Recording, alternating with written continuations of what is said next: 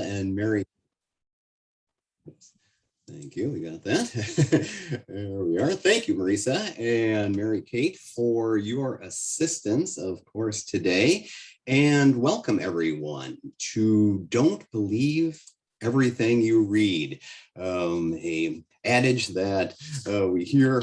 I've heard a lot and are hearing a lot, and it is more important today than ever before. So today we're going to talk about the idea of information literacy and adult learners. And again, welcome. I am John Trerotola. I am a teacher at the Robbinsdale Adult Academic Program. I'm going to be starting my 10th year. My emphasis is in English and social studies. I've taught some advanced ESL as well. And again, welcome everyone today. And please feel free, as Marisa mentioned, to use the chat box for any questions or comments. And based on our time today, I may not have the opportunity to directly answer many questions. However, please put them in the chat box. And after the presentation, I will definitely review them. And as I've done in the past, put together a kind of a post-reflection overview. If there are many kind of the same questions, or if some of you have some, which I know you do, great ideas and resources, I will put those into, as I say, kind of a post-reflection overview and post that on the Schedule document or website, along with these slides and a resource sheet as well. So thanks so much for attending today, and let's get started. So as we know, confidence in the media is at an all-time low.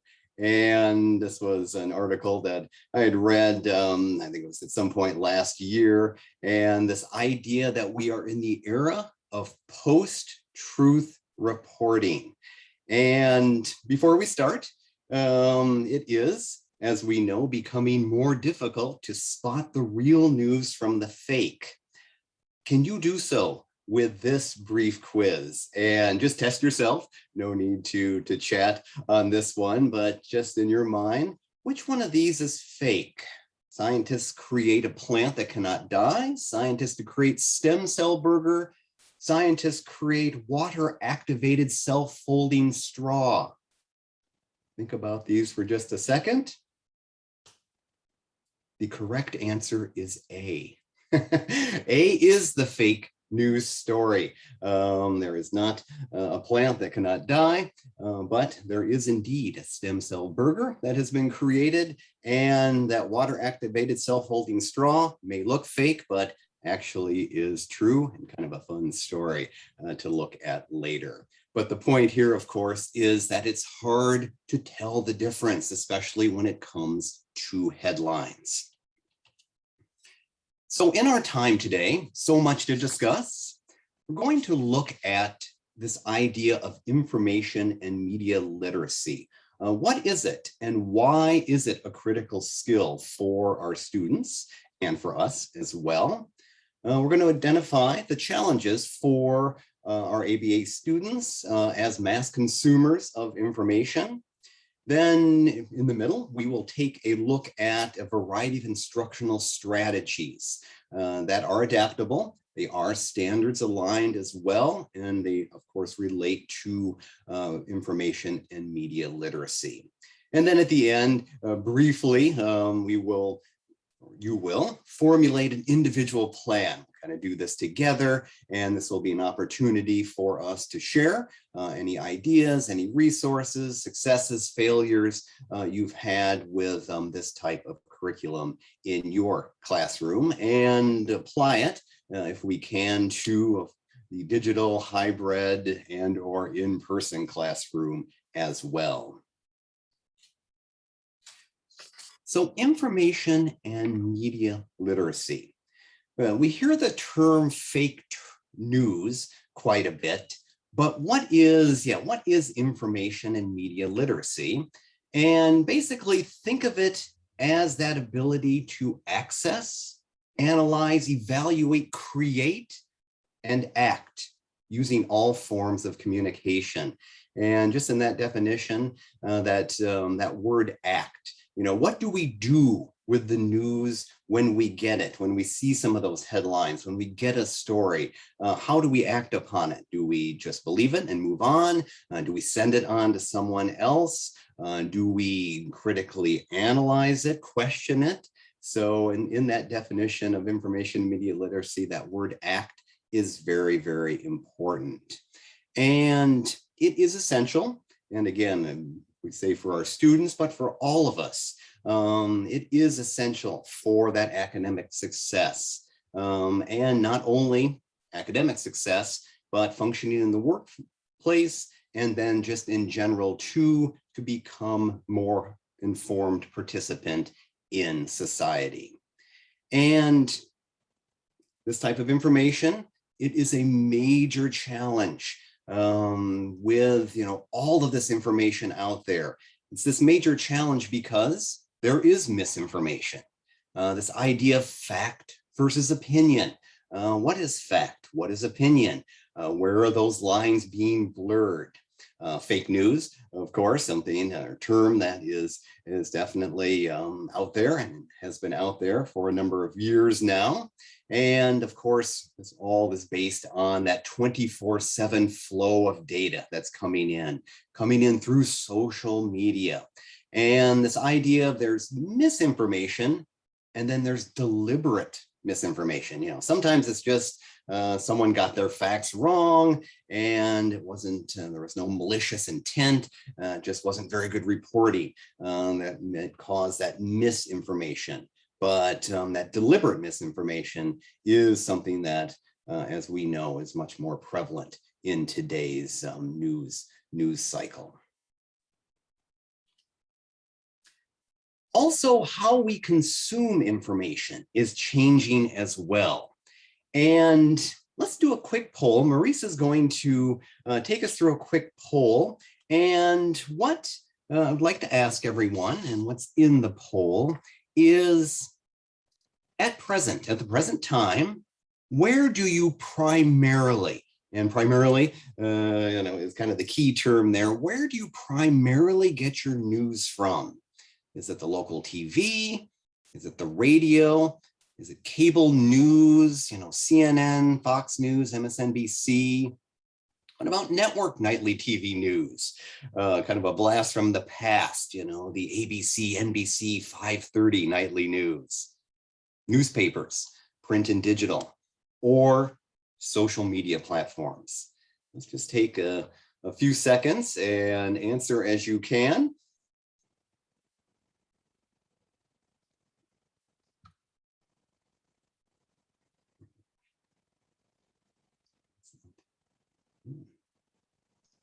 See the print and digital. I still have my newspaper delivered at my door every morning. I may be a little old-fashioned in that respect, but do count on it being there and read it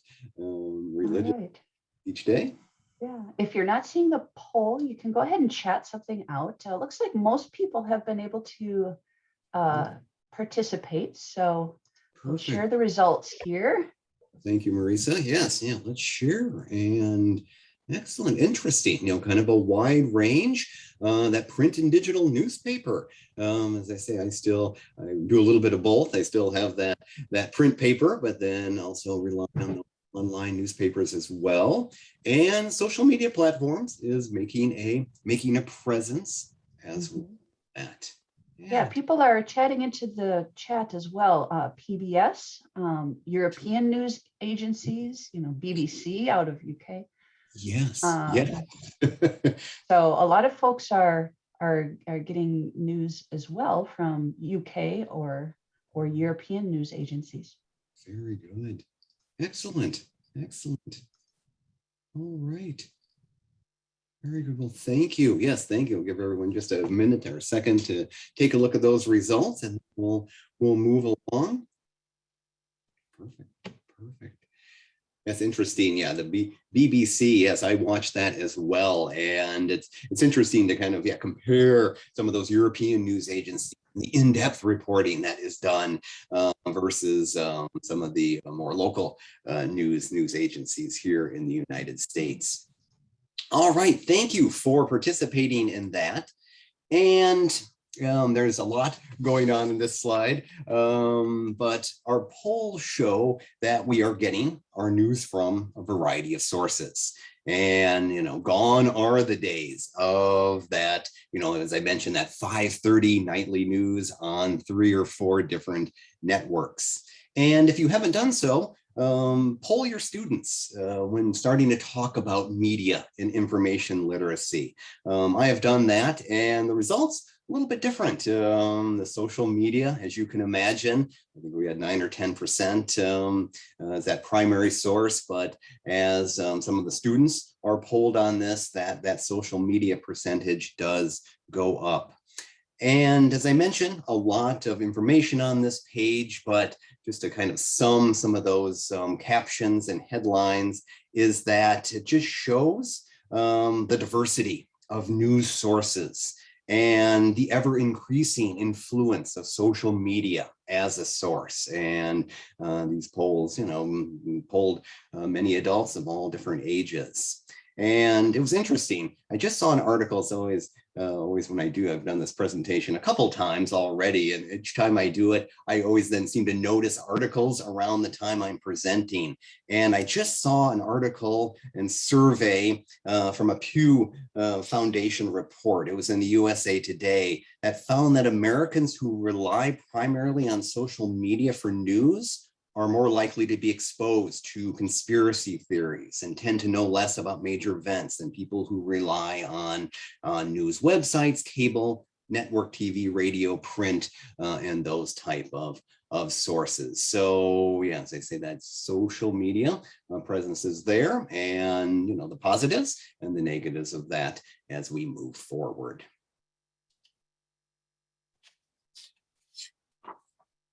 So our goal as teachers and practitioners is to give students at all levels the skills to become more critical readers and listeners and thinkers in this age of mass information. And the key terms here, of course, readers and thinkers, but listeners as well, is that in that 24/7 flow of data, it's coming at us verbally as well, and applying those same critical thinking skills when we hear a news report or hear a headline. And this was kind of an interesting survey, just that the title of this one, that more than half of social media news consumers expect that the news is going to be largely inaccurate. And so based on that survey, many of us, most of us, are not 100% when it comes to the accuracy if we're hearing something from a social media platform. But then some people don't assume that. It's just that if I'm hearing it, if I'm seeing it, if I'm reading it, it must be true. One of my students late last year, when we were talking about something in social studies, and she said, I have a question. I just read on Facebook that there has never been a Republican president. And I said, well, so that I just read on Facebook that there's never been a Republican president. Is this true? So, so the questioning, fortunately, was there, but there are just those kind of snippets of information that all of us are. It's like, is that true? Is that not true? And then those skills need to come into play then of becoming those more critical thinkers when it comes to this information. And information literacy, incorporating this into our curriculum does have so many connections with the standards. In the CCRS, the reading anchors are emphasized in a information literacy type lessons, or in the curriculum, that assessing point of view, evaluating arguments, all, and at all levels as well, from just finding the reasons in a story to getting to those higher levels of evaluation. And also speaking and listening too, and is so meshed into information literacy as well, that evaluating information presented in diverse media formats, as it says in that one anchor, and reminding us that fake news, again, is not only presented in a written format, but can be oral or through visuals as well. And I'm guilty, I will admit too, of not recognizing some of the connections with the ACEs and TIF standards, but information literacy is necessary for students learning those soft skills in school, in the workplace, and using information to draw conclusions and make decisions. And then information literacy and North Star couldn't be a stronger connection too. As part of that module on information literacy, the goal of the standard is just this, assessing the reliability of sources and synthesizing information from 2 or more sources. So definitely when incorporating those North Star digital literacy standards into your curriculum, just recognize, please, and realize that it is that there is that strong connection with information literacy as well. And along with specialized information literacy resources, we're going to assess a few of those resources and look at a few of those in just a minute. But the good news too, when teaching this type of curriculum, is that teachers need really nothing else than perhaps a computer, a phone, newspapers, magazines to engage students. So if the laptops aren't there in your classrooms, print newspapers certainly can be to engage students in this type of critical thinking. Before we move on, this quote is one that is from Education Week in 2019. And what I'd like to do is just take a minute, please, and get your reactions to this quote. And you can chat them into the chat box. And I put it just a few sentence stems on there just to help, or I certainly don't need to use those. But I'd just like to get your reactions as practitioners in the ABE community to this idea.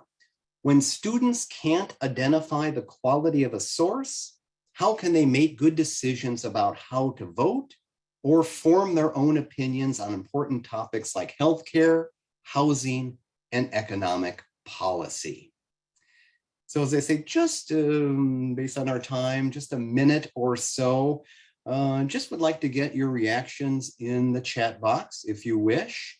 What does this quote make you think about? Or this quote resonates with you because, or perhaps you disagree with this quote because as well. So just if you have a few minutes or a minute just to give your thoughts.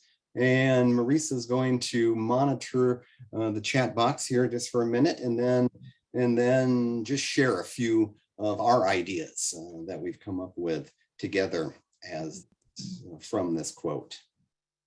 Just give everyone just a minute to think about this and chat if you wish. Looks like we have a few people saying, I agree with the quote. Nice. One person says, it reminds me of today's struggles with COVID misinformation. Another says, they cannot make good decisions if they do not have the ability to recognize reliable sources. The quote resonates with me because a lot of our students are forming decision-making skills.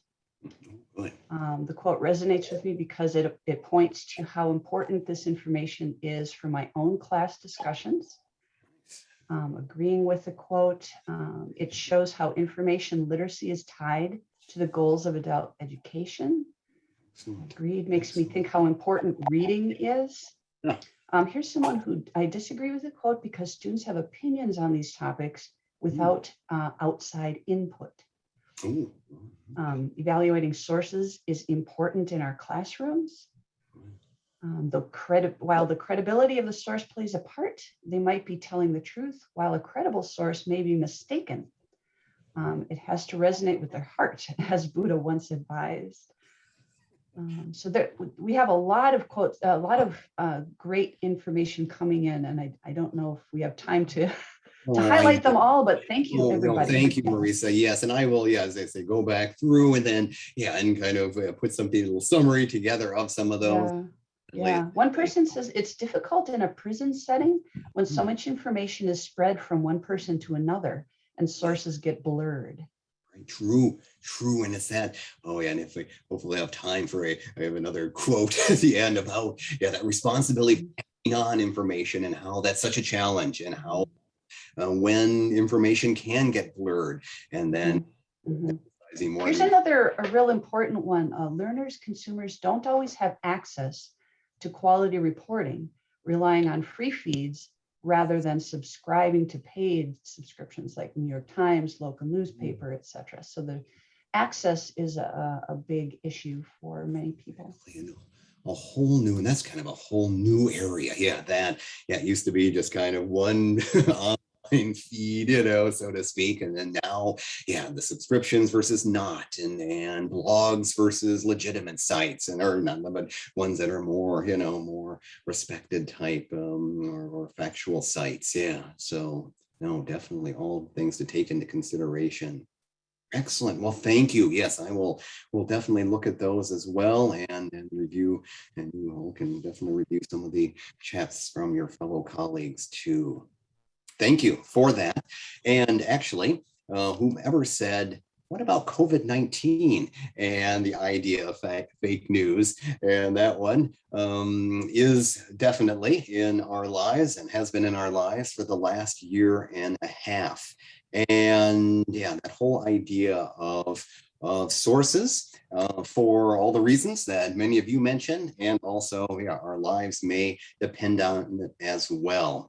And I do want to take everyone just for a second to an excellent website. It's the National Association for Media Literacy Education. And in addition to many other useful items on this site that you can look at on your own, it does have some very good resources to help students fight misinformation about COVID-19. And I just want to take everyone to, hold please, just for a second. I'm going to take everyone to that one, if I can, right here. If I can.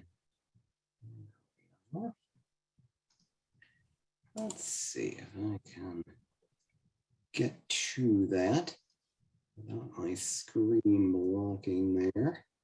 Yeah, I may not be able to get to that one. May not be able to capture that one. There's something right in the middle of, yeah, that. Everyone but, well, I apologize. Yeah, that one we may have to look at. Oh, everything, there it is, right there. Sorry about that. My box is right in the middle of my tabs up there. So here is the website from this association that is dedicated to media literacy. And again, everyone can look at this on their own, but I did want to show everyone one of their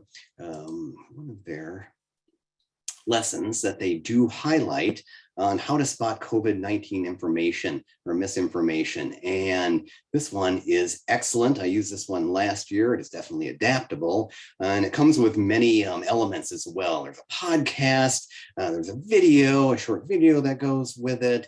There's some transcripts that go with, each one of these, and an infographic for visual learners, and just the whole classroom guide as well. So definitely, I would highly recommend and suggest going to this website and then taking also a look at this lesson, plus some other lessons and a good repository of other resources that have to do with all types of information. All right.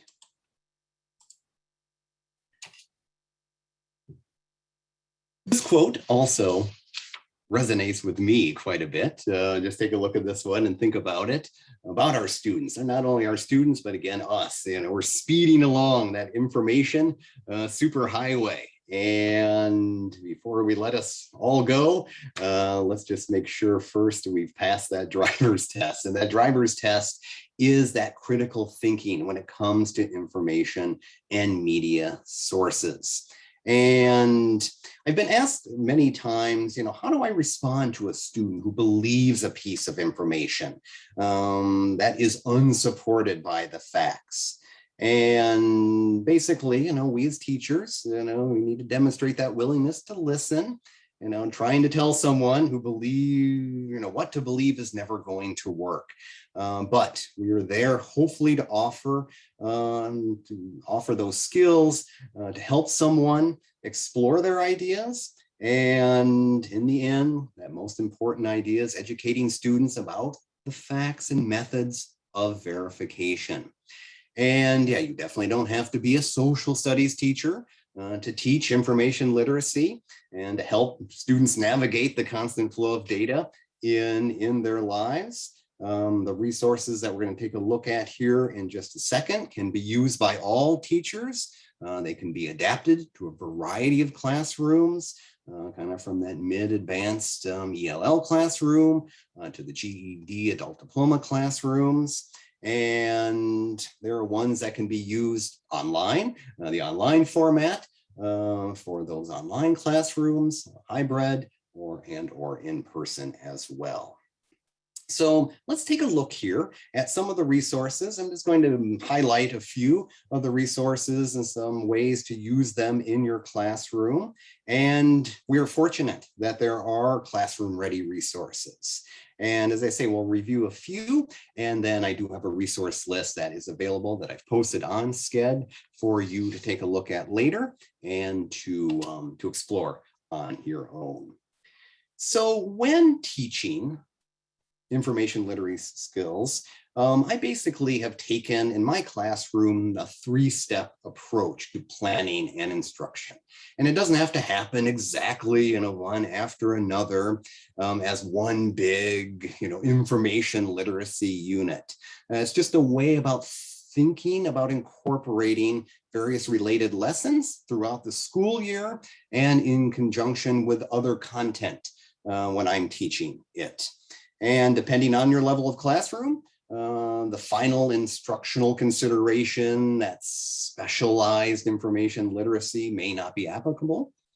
For me, I mainly teach GED, adult diploma, and do provide those more specialized activities on those topics for either the GED essay or for their argumentative essay in the adult diploma. But as I say, definitely you can kind of evaluate where you're at and pick and choose those lessons that are appropriate for your classroom. So here are a few big picture sites that I've used in my classroom. And you may be familiar with these. Some of them may be new to you, but for these, I've provided the general website link, and you'll be able to access that either through the slides later or through the resource sheet. And it is as easy then as typing in media literacy, information literacy, fake news, any of those type of headings in any of these websites, and you will come up with a variety of sources.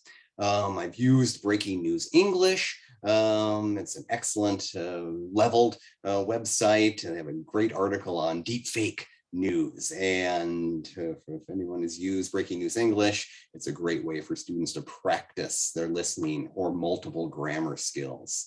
Esl Library, very similar to that. Esl Library does have a nominal subscription to it, but well worth it.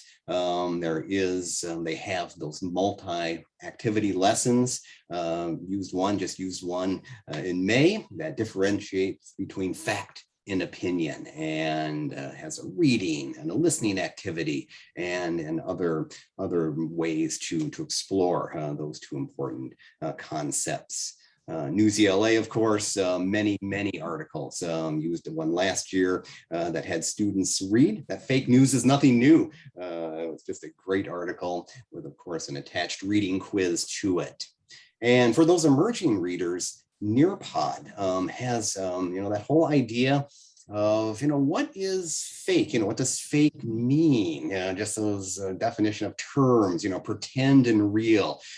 So they have a lower level lesson that talks about the differences between pretend and real, just to kind of get those concepts familiar with perhaps emerging reader students. And SERP.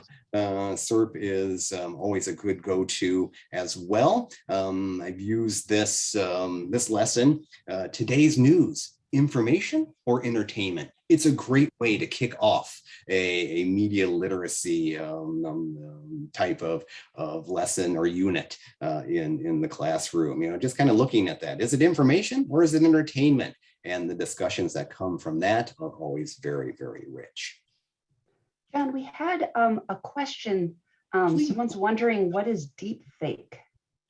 Deep fake, yes, that deep fake, and then it's this whole idea of the manipulation of some of the visuals that manipulating sources to create, and I'm not definitely an expert in this area, but from what I understand, manipulating sources, visual information to basically create something that is make-believe but looks real. So even taking it to that next level. So some of those visuals, is it real? Is this a real photograph? Or is it something that has been manipulated? Yeah, take a look at that article. It does go into those details a little bit more. And yeah, that's where it starts to become a little more scary too about the information that is out there. Some more in-depth specialized lessons and activities, as I say, kind of taking it to that next level.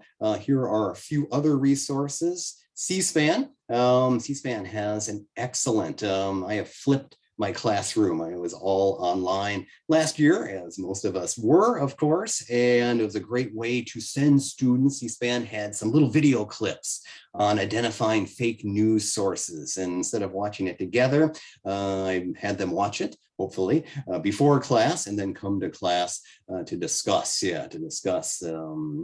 this idea in more detail. So definitely C-SPAN is a go-to source. Civic Online Reasoning, we are actually going to take a look at that here in just a second. It is that gold mine of information and media literacy has a curriculum. iCivics as well. iCivics is definitely a social studies related site, but even if you think, well, I'm not really teaching social studies, no, it is. They have an excellent news literacy section. And they even, as we kind of start getting back into the classrooms, they even have a news literacy game that is amazing. And of course, educational related. And students have to fight viral deception and false reporting. So again, a great way, you can go from C-SPAN, which is a little bit more in depth, a little more higher level, and then of course, break it up a little bit with this game that is excellent in the end. And listen-wise, again, that keeping in mind the idea that we can read. Reading, critical thinking in reading is important, but critical thinking in listening is equally as important. So just having students with a graphic organizer develop those critical listening skills by listening to a podcast. Yeah, ListenWise has, this site, of course, you can pay for some of it, but it has a free part as well that has access to an excellent podcast library. So yeah, using podcasts for students to evaluate information and evidence using some type of graphic organizer. I did, if I could here, just for a second, want to show you the Civic Online Reasoning website. This is a website out of Stanford University. It is that kind of mid to higher level type of website. They do have adaptable lessons at a couple different levels, or you can certainly go in after you have a chance to look at this and take out some of their resources, totally free. Take out some of the resources and adapt them to your classroom. But I just wanted to hopefully, if I can here, show you the richness of this website. Let's see if I can grab it there. There it is. So again, totally free. You do have to just register for the account, and the website is on the resource list. But look at these questions right here, as they say it. These 3 questions are at the heart of their curriculum. So they have color coded nicely the questions that are behind the curriculum. Who's behind the information? What's the evidence? What do other sources say? So listening to some of your comments from that quote, that idea of one source says one thing and then passing it along. What do other sources say, and how do we have students, evaluate multiple sources? But I'm just going to take a second and just kind of scroll through. You might see this concept of lateral reading. That's kind of the basis of their curriculum.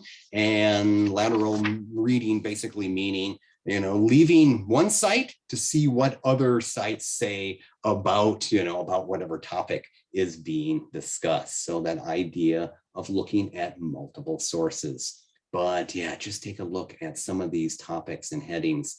And again, many of them have, they have the lesson plan, they have an assessment, they have many of them kind of a level 1 and level 2. So use them as appropriate in your classroom. But again, the gold mine of media and information literacy resources can be found from this website.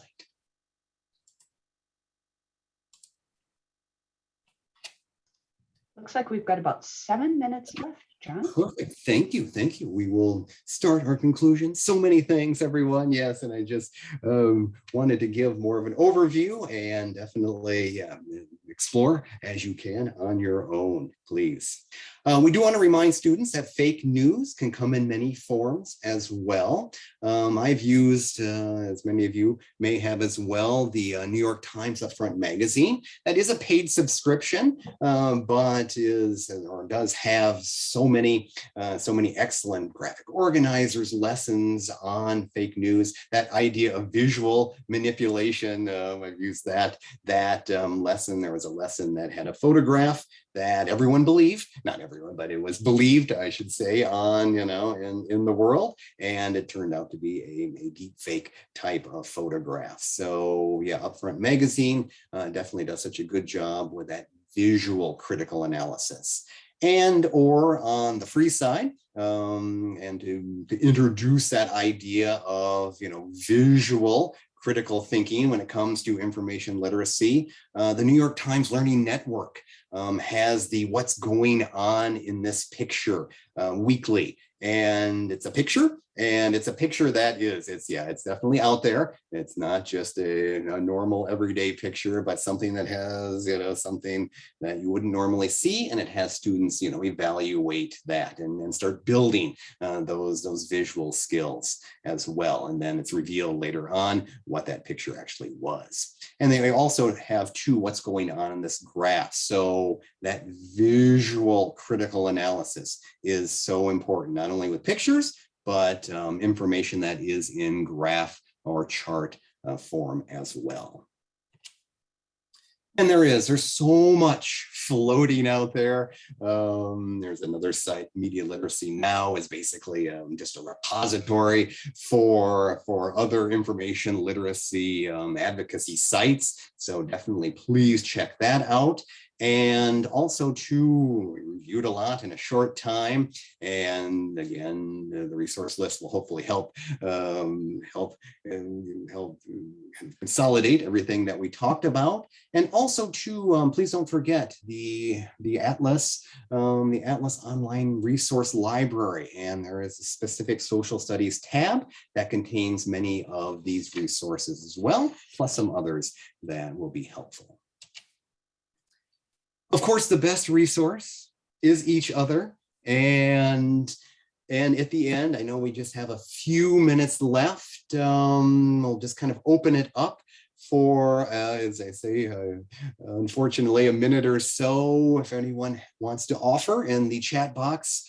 any successes challenge, any other resources. I know we flew through many resources, but maybe one you have used in your classroom, or just any thoughts about this curriculum, this information media literacy curriculum in your own classroom. If you've done something related to that, any share outs, and or if you just want to chat and we don't have time, I'll take a look at the chat and then definitely put those out there for everyone to see. Yeah. And Mary Kate, Mary Kate, I think was going to monitor the chat box on this one.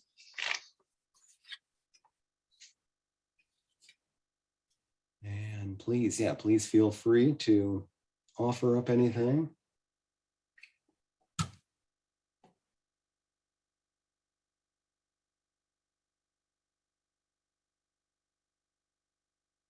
Yeah.